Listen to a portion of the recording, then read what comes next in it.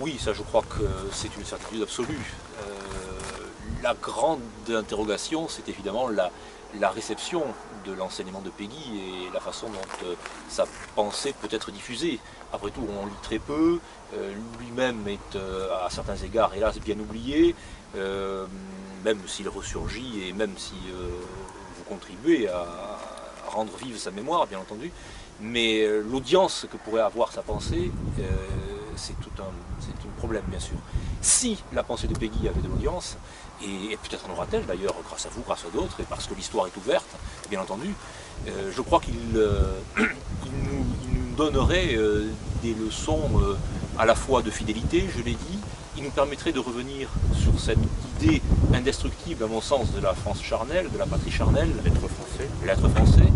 Je crois qu'il nous serait aussi également précieux parce qu'il recueille cette intégralité de l'héritage. Tous les Français peuvent se reconnaître en lui, quelle que soit au fond leur confession originelle, quelle que soit leur appartenance géographique. Il y a un grand écuménisme de la pensée de Péguy dès lors que l'on est fidèle à la France catholique au fond. Je crois également qu'il nous donne des leçons d'enracinement. Il nous donne une image au fond à la fois assez intemporelle et temporelle, c'est-à-dire toujours valable, de ce qu'est être français.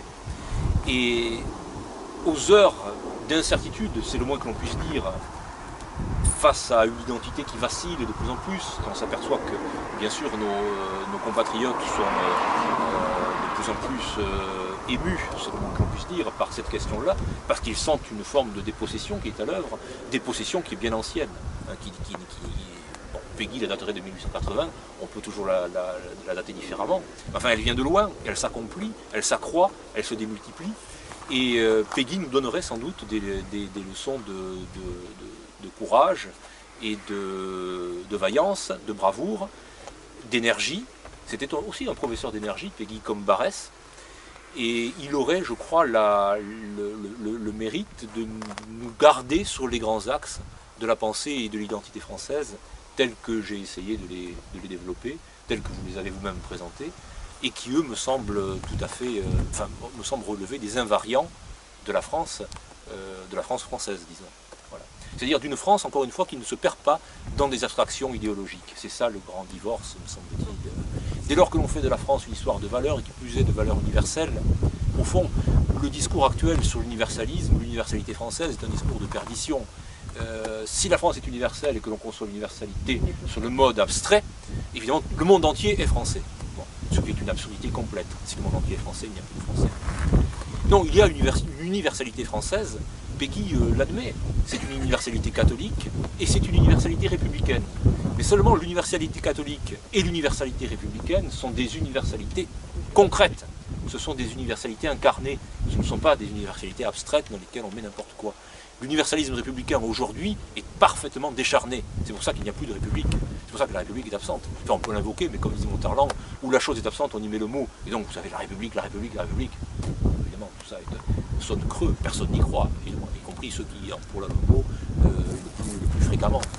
Et oui, alors Péguy nous aiderait à remplir ces mots-là. D'universalité, oui, on peut accepter l'universalité, l'universalisme. De république, oui. De catholicité, oui. Mais il nous aiderait à les nourrir de chair, de sang. Pas d'idées, pas de valeurs, pas d'abstraction, mais de chair, de sang. Et de chair, de sang qui viennent de loin, de la terre et des morts, de Barès. Nous sommes ici, alors là, évidemment, sous ce ciel d'Île-de-France. Ce ciel, oui, mais aussi sur cette terre et près de ces morts. Voilà la leçon de Péguy, cette leçon française éminemment incarnée. C'est une leçon d'incarnation. Voilà. Péguy est un homme de l'incarnation. En ceci, il était évidemment chrétien. C'est un homme de l'incarnation. Je crois que c'est un homme de la chair, de la racination. L'intérêt du mot, du néologisme qu'il a forgé, de racination, c'est de faire entendre la race et la racine.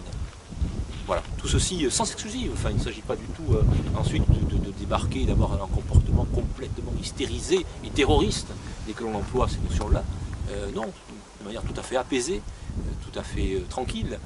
C'est une leçon d'incarnation que Péguy nous livre. Et tant que la France sera incarnée, elle survivra. Le problème, c'est qu'elle se désincarne, évidemment. Elle se désincarne. Et à force de se désincarner, elle se délite. Et ce qui gagne, évidemment, c'est ce que les philosophes appellent le nihilisme. Voilà, c'est un autre débat, une autre question, et qui est lié, bien sûr. Mais le nihilisme actuel dans lequel nous sommes, qui nous ronge, c'est un nihilisme qui gagne parce que, par défaut d'incarnation.